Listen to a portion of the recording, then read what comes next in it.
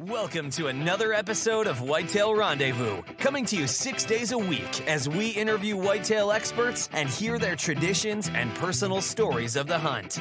Learn more about the latest gear, discover proven tips, and the latest strategies so you can make your next hunt a success. Now, here's your host, Bruce Hutchin. Whitetail Rendezvous is pleased to announce a partnership with GoHunt.com. Who's GoHunt.com? Well, if you're a DIY hunter, you need the information at GoHunt.com/insider. Why? Because it provides 4,200 profiles, every unit, every species, and every season. Furthermore, they give in-depth analysis, interactive maps, unit access, and seasonal trends. Draw odds are very important, and they give you the most accurate information in the business. All this is available when you go to GoHunt.com/insider. Make sure you use promo code WR when you join Insider. You'll get a $50 gift card for GoHunt.com Gear Shop. Remember, when you become a member of GoHunt.com/insider, you're going to get a $50 gift card to Go Hunt Gear Shop. What's in the gear shop? The best gear that you can buy for hunting the West. All in all, if you're hunting out West in 2018, GoHunt.com/insider is where you need to be to get all the research information. When you use promo code WR, Whitetail Rendezvous receives a small commission from GoHunt.com.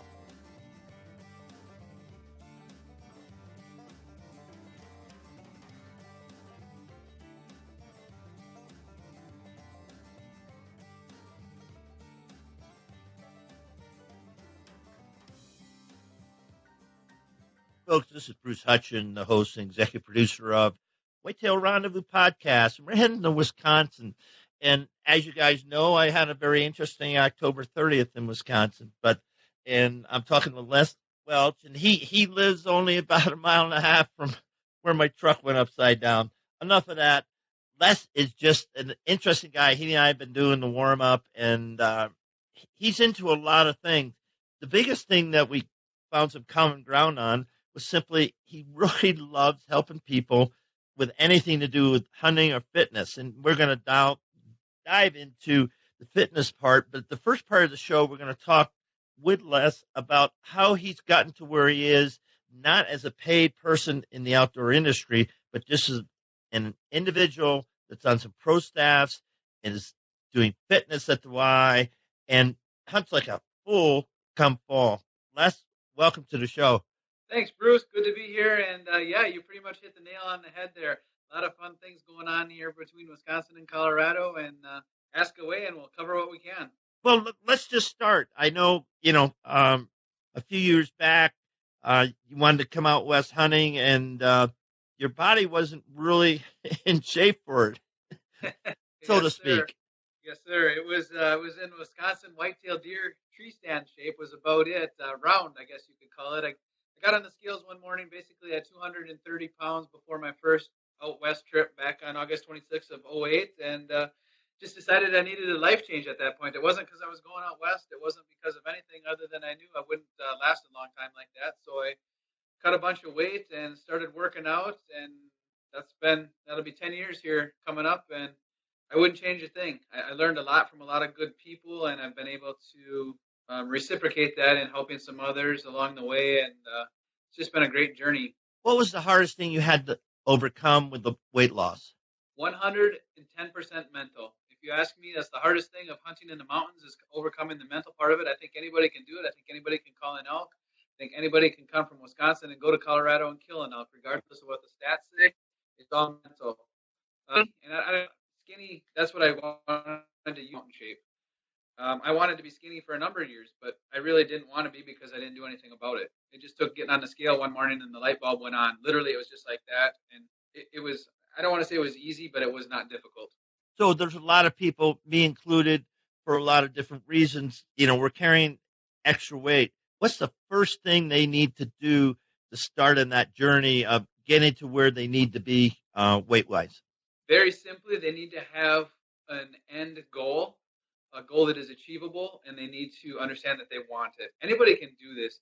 There's maybe 1% of the people in the world who are stuck somewhere because they have a disease, they have a certain condition that limits them. but 99% of it is mental. Set what you want to do, and I tell every one of my clients at the gym, and I get paid a very good wage to help these people, but I tell them if they're only going to do one thing, that I never want to see them come in the doors at the gym again.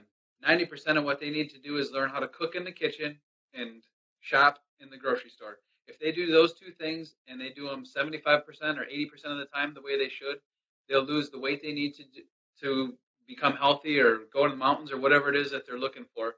So have a goal and learn how to eat and cook. Plain and simple. So my wife and I shouldn't go out to dinner on Friday night? Sure. There's that one or maybe two times a week where I tell every one of my clients, I don't care what the worst meal in the world is, if it's ice cream topped with ice cream and wrapped in bacon, that's your deal. Go do it. I don't care. You got to do that because you cannot 100% of the time stay to a strict, focused diet. You'll fall right off the wagon like probably 80% of the people do. So have your day or two, maybe, you have a beer on Thursday nights with Bill and George and Sue, and on Saturday nights you go out with the wife and have whatever it is that you want, and then try to stay on the wagon 80% of the time, and I guarantee you'll have success. Now, when you talked about the mental attitude, we both know in hunting that's 90% of the hunt. Anybody can start day one and you're all full of piss and vinegar. Day two, I know he's out there. Day three, day four, my foot hurts. Day five, I don't know. Day six, this hurts. Day seven, I can't get out of bed. And you're done. That's kind of how it goes, right? Man, it does. And you've heard the saying, 90% of the, elk are killed by 10% of the hunters. And that's a good portion of the reason why right there. I work with guys who they have so much drive. They're talking about elk hunting right now. Their applications are doing another month in Colorado, and they're going back and forth. But man, by night 3, they're down in freaking Pagosa, or they're outside of Denver. They're at the bar having supper because they needed a break. Well, those aren't the 10% of the people who are going to kill the elk. It really is mental. I either hunt solo or I hunt with a gentleman here out of Wisconsin who is he'll be retiring this year. I believe he'll be 57. I'm 43. Can he keep up 100% with me in the mountains? Nope, but he's darn close, probably 90%, and he's got a great mental attitude. We hunt really good together, but we leave Wisconsin and we're gone for a minimum of 3 weeks. Every one of those hours is spent away from the truck. We leave camp in the morning an hour and a half before it gets daylight, and some nights it's midnight, 1, 2 o'clock in the morning. We return because we chased elk for 8 miles across 3 ridges we had no anticipation of doing, but we don't see camp in the daylight unless we're tagged out. Folks, listen to that, because you can take your naps on the mountain. Okay, you got your food with you, you got your water with you, you got your water purification pump with you. You should have the basic things to stay out, and you can have your jet boil in your mountain home or mountain house or whatever you want to do. And so the biggest thing that I had to learn in the mountains, that I know when I leave camp, if I don't come back for a while, you figure that out, I'm good. 100%. I'm good. Yep. Because what you just said about, you're sitting high in the basin, it's early, you hear some bulls bugling, and you wait, you see them drop into the timber, you go, okay, that's good. But then all of a sudden you're drifting towards those guys, and then you say, oh my goodness, did you see that bull? And you're gone. That first plan is gone. And now you're on the second plan, and this guy is just sucking you in. You get it, man. You bet there. And they do it. You have no idea, like you said, 8 miles away. You have no idea at the end of the day if you get them or not. It doesn't matter, because you had one hell of a hunt, and you were smelling elk and seeing elk and watching elk pee and yada yada, all that good stuff. But then you're 5 miles easily from camp. Now it's dark. What are you going to do? And see, I think a lot of people are not prepared, for that scenario. I truly believe they're, hey, I'll get up, I'll get out, I'll come back for lunch, then I'll go and call some elk over here, then I'll come back, we'll have supper. Man, you're 100% spot on. I mean, you can read people on the forums on Rockslide. I get a lot of questions, and that's just it. The guys are back at they're back at 10:30 in the morning cooking lunch, and like you said, we're napping maybe at 11 or 10 or noon. 4 miles from camp, and just waiting We always start every morning. We've got 5 or 6 plans in mind, but those all might go out the window 10 minutes after we leave, headed where we're headed, because like you said, we heard that bull bugle and seen a different bull or whatever it might be. You're 100% spot on. We're there to hunt. I need to come back to work to recover. Basically, when I come back to work, that's but that's great. though, man, that's just the way it is for me, anyways. Switching it up. So, Les and I are talking about elk hunting. We both, enjoy it immensely or love it or passionate about it. But the same thing can be said for whitetail hunters. The tradition of I'll go sit in the stand for 2 hours, then I'll come back in the cabin and have bacon and eggs and flapjacks and stuff. Then I'll go out for 2 to 5, and I wonder why I don't see any deer. Yep. Other than I'm sitting in a tree stand here in Wisconsin or Iowa or Missouri, wherever it might be, versus running the mountains out there, it's the same concept. I'm out before daylight. In the peak of the rut, mostly I'll sit one stand, usually daylight to dark. But if something's just not feeling right, I'll bump stands. I might be out between 11:15. Go 5 miles, just hop on a new stand. But same thing, daylight to dark, and that's as much mental as it is going back to the food thing, or trying to learn a new area from 1,100 miles away, whatever the case is. Sitting in a tree stand from daylight to dark is, man, there's a lot of mental there, because there's a lot of downtime. But you always got to be on top of the game, because it's just the way it is. You don't know. 11 to 1, just like elk hunting, and we've killed some booner bucks out here, just like we've killed some monster bulls out there. So you just never know. So, folks, take a couple of things. One, mentally, really be prepared for your hunt, no matter where you're going. From Alaska to Turkestan or whatever. It's a mental game that's you're either going to beat it or it's going to beat you. It's that easy. I've got a good friend, Brian Martin. He just killed a huge Marco Polo in Turkestan. And, he's been on with her a bunch of times. He's taken people, blah, blah, blah. But he always told me, he said, Bruce, with the sheep hunting deal, he said, yeah, you can get up the mountain, but can you stay after it? Can you sit on that ridge? Can the fog come in? All these type of things that get thrown in your face just for that one shot. Yep. That 1 second, that 3 pounds of pressure. I mean, It's amazing what we put ourselves through. Yeah, and you wonder why some people think we're nuts, but it's what we do. It's what we do. And it's definitely not always about the kill. You might not even. Some of my most memorable hunts have been some of those hardest hunts, and it's just like racing. People wonder why do you put yourself through 15 hours of torture to cover 141 miles in a day, and I get nothing out of it. I'm not going to win. I don't care. It's when I cross the finish line, it's gratification. It's the end game, I guess, and it's everything that leads to it. It's just like hunting. It's just, man, is it September yet, Bruce? Folks, Les does this triathlon thing. I've never done a triathlon. I've done triathlons just because I was air sea rescue in the Coast Guard, so I had to swim. And then I ran track in college. And then what else do you do? Bike. Yeah, I had biked 100 miles. So I guess all combined, I've done a triathlon. Whoopie-doo. There you go. All good. Yeah, whoopie-doo. But you think about that, just the adventures you have. And the thing I remember most about all my hunts that I've been fortunate to go on is the people, the indigenous people, the people not in the airports, not in, any other place, but the people that actually live there and live that lifestyle. When everybody goes home, that's where they live. And people miss that so much. I mean, it's just like, give me a break. This is how they've lived, and they've lived that way for a really long time. Centuries, yeah. Yep. Your thoughts on that? Your thoughts on how people live in these far-flung places? It's neat to see. I've never had the privilege of some of the faraway places like in northern Alaska. I've got a friend right out of high school that moved up there, and she actually flies from remote village to remote village and works with speaking in the different villages. I've never had the privilege of experiencing that or any of the other faraway countries. I've hunted Canada and stuff like that, but man, man, I think when we have it mental, I guess maybe it's not so much mental for them. They're used to it, but man, what a life, it's rough.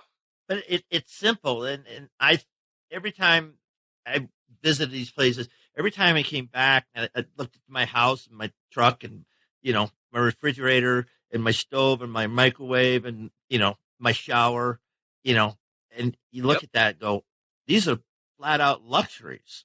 Yes, sir.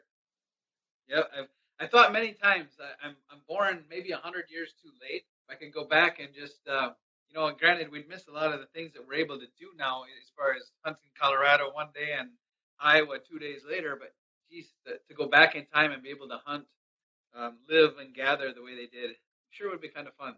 Yeah, takes special people. I mean, they were tough. There's absolutely no, if you weren't, you died, pretty much. Yes. That's Yep. Yeah. that. And sometimes, and they did, just because of the simple things that we have simple cures for now. Yeah. So let's talk about your involvement with Rockslide Mountain Ops, and I think it's Sitka Gear, the different companies that you're, I believe, pro staff for. What's all that mean, and why should people look into being involved in some of these outdoor companies? Bruce, I get asked that question literally 3 to 5 times some days during the week, probably 10 times, 12 times total per week. How did I do this? Why did it? How'd you get there? Why are you there? I love to hunt. I love to work out, and I love to help people, whether they're, 10-year-old kids, a 20-year-old college kid who's never been out west. I'm working with right now, having a lot of fun. Whether it's I leave tomorrow afternoon to head to the Iowa Deer Classic, and I'll sit and BS with some of the biggest names in the industry. I do it because I like to do it. I don't get paid to do it. I get some gear at a discount, or I write some articles for Rockside that I get paid for. But I have a full-time job as a machinist in engineering in Presto here in Eau Claire, so that's what pays my bills. I just love the outdoors. The people I've met in the industry. I don't know. You ask why should people do it? For a lot of people, it's not for them. I know a lot of people who are phenomenal hunters, better hunters than I'll ever be. They want nothing to do with the background light. They want to do their thing and let not have anybody know about it, and that's totally respectable. And I don't care if anybody knows if I ever kill anything. For me, it's all about that, and spending some time with my kids in the outdoors and just helping people. That's what I like to do. I got my start.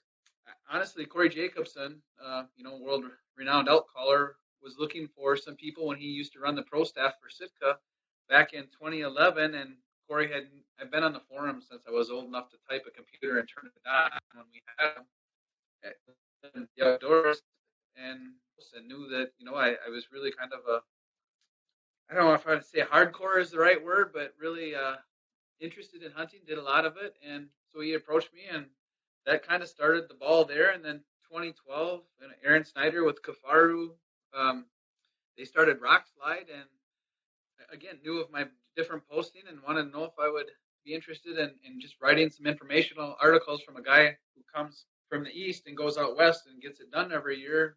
They just thought there would be some traction there, and I've been with Rockslide ever since. And the ball has just snowballed, so to speak, and working with Mountain Ops, testing some new products now, and Iron Will Outfitters. Hey, Bill Vanderheim, he's right out there by you. I know he's going to be on the show early March. Okay, yep. So I'm helping Bill out, running the pro staff there for him, making some really great broadheads. Just all the different companies. I can name them all, but it really doesn't make any difference who they are. But the one thing that I've never shied away from, all of these products are companies that I've bought full price in the past, or I pay full price right now because I'm not sponsored, affiliated, whatever you want to call with those companies, because I believe they're the best products. Matthews Archery is an hour away. You can flip a coin, Matthews, Hoyt. The companies in business now in bows they're good companies, but I've been with Matthews since day one, shooting them. I believe in them, and I won't take a product so I can put my name on it, so to speak. If I won't shoot it, if I won't hunt with it, if I don't believe in it, because I don't get paid. It's not my life. Hunting is more of my life than putting my name on something. I could care less about that. So takeaways from Les's last few minutes is he's passionate about hunting. He uses gear to go hunting. I will Broadheads aren't the cheapest in the industry, but they're rock solid and they're engineered, and they'll take down a Yukon Moose like a hot knife through butter.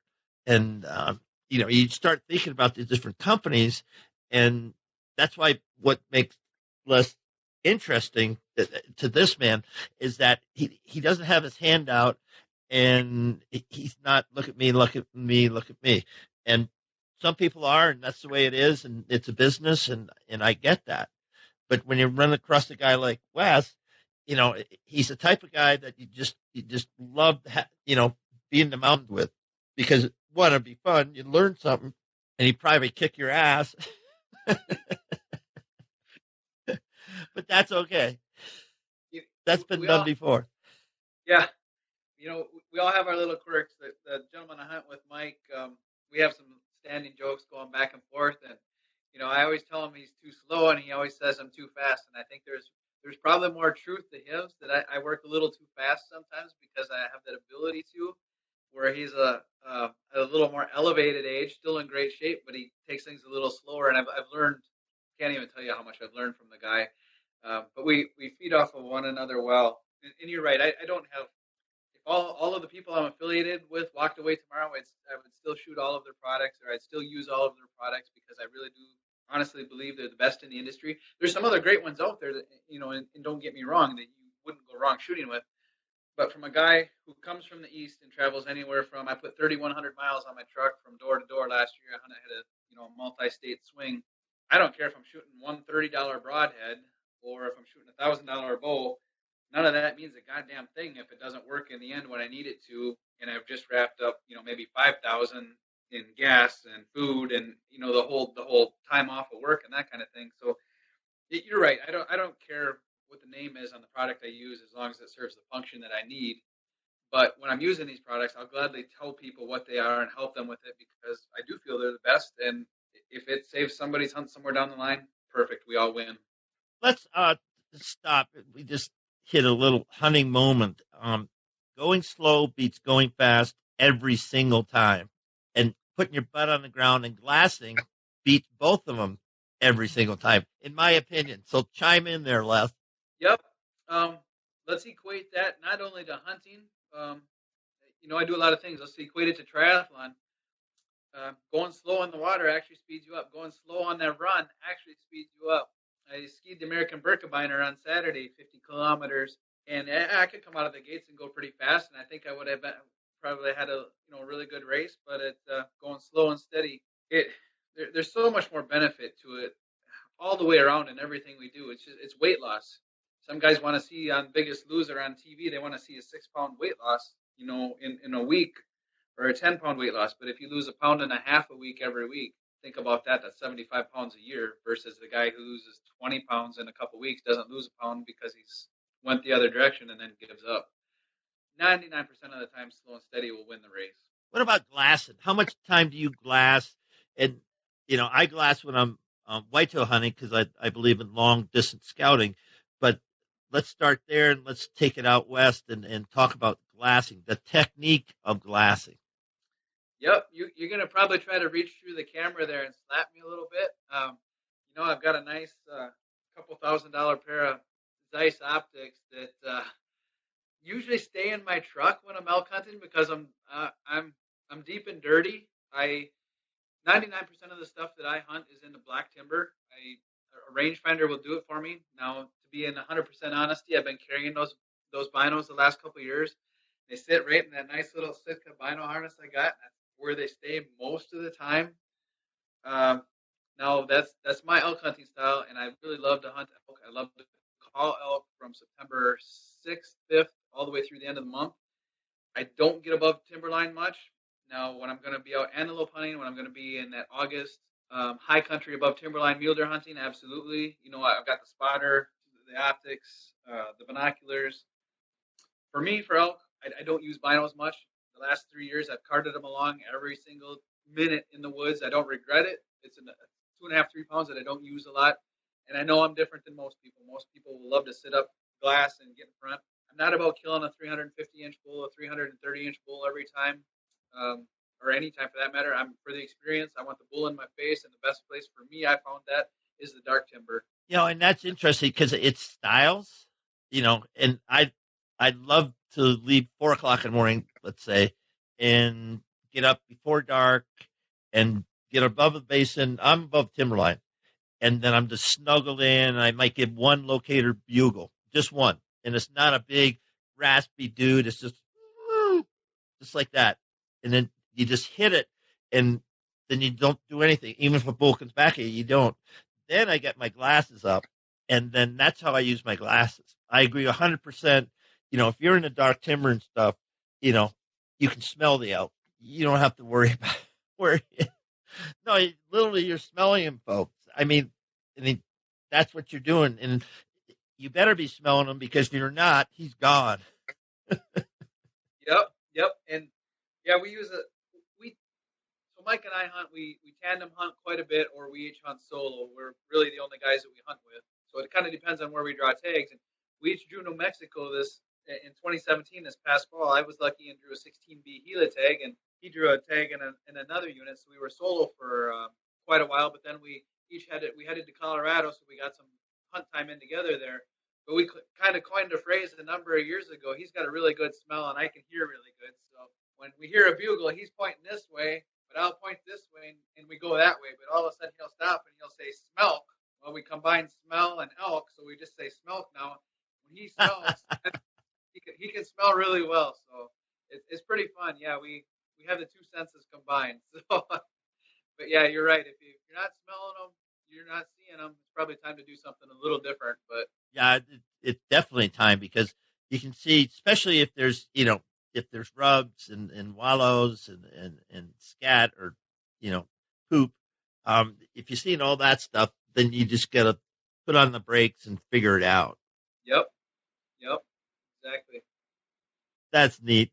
So let's talk about you say you're right for Rockslide, and they got a bunch of really neat. I think Jordan Budd is one of the writers there. Jordan's awesome. Yeah, she just had a really good sheep hunt here this last week. They got some good video and some good footage, so she's headed back home to do some editing there. I think Rockside has got the coolest group of people. There's no bullshit. And you get that typical guy on there that wants to troll and cause trouble, and we don't even mess around. He's just gone. All the different writers, moderators, forum people that are associated or with Rockslide, man, you can email them or private message them or post a question on the forum. Sorry, Robbie, for saying this, but man, if you want to put somebody out there and say, Tony out of Michigan is a phenomenal hunter. He's one of us. Any one of us. We see our name on the forum. We're going to answer your question. You can private message. I answer messages multiple times a day usually. It's just a great resource for anybody that wants to do Western hunting. And Tony and myself, we try to kick in a little bit of an Eastern kick a little bit because he's in Michigan, I'm here in Wisconsin. And we bring a different perspective to the Western forums as well because we both seem to get it done on a fairly consistent basis. And, there's just, you're glassing a lot and I'm not, so it just brings a different perspective. But yeah, Rockside's a great resource. Gosh, I can't say enough good about it. Let's switch it up. We got some time left here. Let's talk about DIY in Wisconsin, what it was, what it is today, and what it's going to be tomorrow. It's a good question. Man, when I grew up, so I've got a cabin up on Lake Superior in Cornucopia. It's been in the family since 1946, the year my dad was born. He went off in Vietnam and came back and went from my grandpa to my dad and from my dad to myself, and it'll eventually go from me to my son Hunter, he's 15 now. But it's changed a lot. The big woods is still pretty big woods up there. Locally here, I'm in kind of west central Wisconsin, the Eau Claire area for people who know the bigger cities. Used to be able to knock on a door. Heck, when I was in high school, which has been, it's been a while, 25 years ago, I could hop out my mom and dad's door and I could walk for 2 miles and shoot squirrels and grouse and tramp through beaver ponds and all that kind of stuff. And just like everything else, times are changed. The hunting's not the same. We've got some great deer. The deer population kind of ebbs and flows, but I've been really lucky. All I hunt is public land. Whether it's here in Wisconsin or out west in Colorado, New Mexico, Idaho, Wyoming, doesn't matter. I'm a public land DIY guy. I've been on one guided bear hunt, and I'm going to go this spring to Ontario with my son again. But for Wisconsin, it has changed a lot. The public land they're more crowded, which is a good thing. That means that we're bringing more hunters, more youth, more women, more men into the foray, which is good, but it's harder to find access. There's a lot more leasing going on. Obviously, everybody's familiar with Buffalo County in Wisconsin. We produce more Hope and Young bucks than any place in the world. There's still some of the good old boys down there who occasionally, once in a while, somebody will sneak in on a knock and a shake of the hand and maybe a beer afterwards. But that's few and far between now. So for me, for DIY and on the public land here, like I do, I kind of give up hunting the Bayfield County up there because the wolves have taken over. I see more wolves in a typical, week-long hunt up there than I do whitetails now. So I've kind of gravitated. I had to switch gears like we all have to do if we want to be successful. And successful sometimes is just seeing a deer now. But man, it's changed a lot. I don't see it getting better for the DIY guy. There's just a lot of money involved now, but it's not an excuse either. I've killed some great bucks the last 5 years on public land, heavily pressured. Just got to work harder, be a little smarter. The drill. It's the same as out west. Yeah, it's not easy. So what are your 5, tips that allow you to, put bucks on the ground? Well, I'll steal Heads Up Decoy's slogan, be mobile, stay mobile. I use that in everything. For whitetails in Wisconsin, my number one tip is find big sign and hunt it. Big bucks will leave little sign. Little bucks will not leave big sign. That I don't care if that's Missouri, if it's Wisconsin, Minnesota, Pennsylvania, doesn't matter. Buck's a buck. But from October 24th through 8th, somewhere in there, I'm looking for the freshest, biggest sign I can find. Yeah, I run cameras on public land. I do all that stuff. But at that stage of the game, it really doesn't matter. Those bucks are on their feet. They're moving. So it's just like Heads Up Decoy, man. Be mobile, stay mobile. I run a decoy. I rattle, and I grunt. I do a fight sequence. It's my own. I've used it to kill. Some of the bucks I've killed with it they astound me for public land, for deer that are pressured, but they fall for it. Yeah, aggressive. I'm not passive. A lot of guys will go to their one stand. I'm not going to get into the whole baiting debate. That's not my deal. But they're going to go to their one stand. Maybe they got bait there, maybe they don't, and that's where they're going to hunt regardless. Not me. I have foot traveled from basically right now. I mean, we're still thigh high up here, maybe 18 inches of snow on the ground. But I'm looking for sheds. I know the travel patterns, the corridors, and when I find fresh sign in those areas that I'm familiar with or unfamiliar with, for that matter, I hang a stand and I hunt it immediately, and I'm very vocal in the rut. So a lot of grunting, a lot of rattling, just fight sequences, and with the decoy, it's a pretty killer setup. The decoy he's talking about, Heads Up Decoy by Garrett Rowe. Garrett's out of Kansas, and he's done some fantastic things, and I've been, able to see some of his video footage and to talk to him extensively. And it's just amazing what he does in pancake shape, Kansas, not a tree within 100 miles. And you think I'm joking. I'm not, folks. There's yucca bushes and there's Russian olive and there's this and that. But he'll get right on top of a buck, and then he'll just snort wheeze at him, or he'll just tick some antlers, or he'll do something. The buck stands up and he shoots it. That's 30 yards from a buck that's got a doe, locked down. And so if you never checked out Garrett Rowe, here you go, Garrett, free one for you. Go to Heads Up Decoy, Garrett Rowe, and tell him Les and Bruce sent you over. I can't, but I use his turkey stuff, I use his elk stuff, I use his deer stuff. Yeah, yep. I carry his elk decoy. Man, from the time I parked my truck, it's sitting on the back. It fits really nice in the back of my Caparo, and there's a way I got it set up so I can pull it out while we're elk hunting. If something happens quick, I've got it clipped so I can clip it if I'm solo. If Mike's with it, I can wave him forward 10 yards and I can be back flashing that decoy or whatever. But like you said, it's awesome for antelope is amazing. If you want to do some spot and stalk pre-rut, rut time. Now you want to be careful with the rifle hunting, obviously, but turkey hunting. I've shot turkeys in Wisconsin. Again, public land. These are highly pressured birds. They're not smart, but man, these birds are wary. I've shot 2 turkeys inside of 3 yards with this thing on my bow. It's ridiculous. I can't even explain how fun it is because this hunter was 7 years old. So this was 8 years ago when I first started using these, 7 years ago, whatever it was. And I had this on the front of my bow, and this Tom was out in the field, and he was about 95 yards away. And I was holding my bow up with Hunter right to my left side here, and I was trying to yelp. I didn't have a diaphragm, man. I was trying to yelp on a slate call, and I yelped a couple times, and as I was setting the striker down, Hunter says, "Dad, shoot him, shoot him." And this bird was at 10 yards running wide open at me. I struggled to reef the bow back right there, and ended up, he comes into full strut at 5 yards, and I shot him at 3. That's happened a couple times with that turkey decoy, but multiple times inside. I've shot numerous bow birds, inside of 10 yards with the decoy. But yeah, it just goes back to, your questions. Just be mobile and stay mobile. I don't care if you're elk hunting, if you're deer hunting, if you're turkey hunting. You got to be where the animals are. And Corey Jacobson says it best. He might walk by 50 bulls a day because he's looking for the one that wants to die at that time. It might be a bad way to put it. I don't care, but he's 100% right. I can sit in a tree stand 300 hours a year and wait for something to come to me. Man, when I get the chance to turkey hunt, to deer hunt, not deer hunt, but antelope hunt or elk hunt, man, I want to take the game to them. And the decoy, the calling, finding the one animal that wants to play at that time. That's what my whole season's about. If I don't kill them, I don't kill them. They get to win. That's okay too. But at least we got that interaction, that experience. That's what it's about.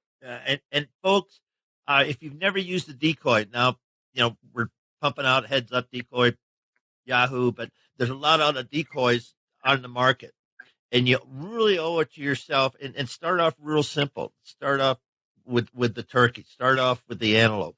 Then you move it up into your deer, and then finally the elk. Or you can do whatever the heck you want. But if you've never seen a buck come in and bust the crap out of a decoy, it's unbelievable. You've seen the YouTube videos, and you go, "Oh my goodness!" Some of those flambeau decoys, he just comes ripping in and kaboom. I mean, that's fun. If you're sitting in a tree stand, that's fun. You can't really explain it to somebody. You got to either, like you say, watch it on YouTube. But, man, to see it in person, like I said, to see a turkey cover 85 yards in 20 seconds, like, you know how they run. They got everything swinging side to side, and you're like, what is wrong with this thing? And then, poof, there they are, full fan. Or that elk, as you flash that decoy or whatever, that elk come charging in with, saliva, snot running down, and then bugle in your face at 5 or 8 yards. I shot an elk in 2011 in Colorado out by you at 3 yards. That sucker, I was on the ground kneeling, and he come in. I'll never forget it. He was just a rag 4x5, but at 3 yards, he let out. Who cares? It doesn't matter. It doesn't matter. No, I'll never forget it. It's amazing, man. If you haven't not hunted with a decoy, you owe it to yourself. There's a learning curve. You're going to scare some. You're going to do some things wrong, but that's with anything you do. It doesn't matter. Yeah, give it a whirl. It's amazing. Well, folks, we've covered a lot. I've been flapping my jaws and Les. I just I really look forward to if we can get a day or two this fall, just to hang out and take our decoys, Heads Up Decoys, and go to see what we can see. Because I hunt down by Laval, Baraboo River. That's where I hunt. I've been hunting the same farm for 51 years. Awesome. It is. Yeah, it pretty much is, and it's the second generation that are running the farm now. But needless to say, folks, we talked a lot. We haven't talked a lot of techniques. We've talked about the industry. We've talked about certainly elk hunting, but we've talked about techniques that will work no matter what you're hunting. And that's the best thing, I wanted to get with Les because, I can't wait to have him on the show again. And we can unpack some things specifically, when he talked about big sign, what is big sign? The rub that's on a 16-inch tree or the scrape that's looks like a community scrape. Well, that's what it is. But there's a lot of different things that we can do. And the whole thing that they do at Rockslide, and I know we do here at Whitetail Rendezvous, is give you some information. I can't give you all the answers because I don't have them. You know, they don't exist. I don't have them. But I've had enough fun in the woods and got my butt kicked enough by critters to know a little something about something. Your thoughts to wrap it up, Les? No, you summed it up really well. I know for sure I'm going to be out in June. I'll try to give you a holler. I'm going to be up in Boulder doing Ironman up there. But no, maybe to step away from the industry, to step away from the woods, step away from all of that. You know, we're a really, really small piece in a really big universe. We get 86,400 seconds a day. I hope you all use them wisely because we don't get any redos in this grand scheme. And, help somebody who needs help, who's got a question.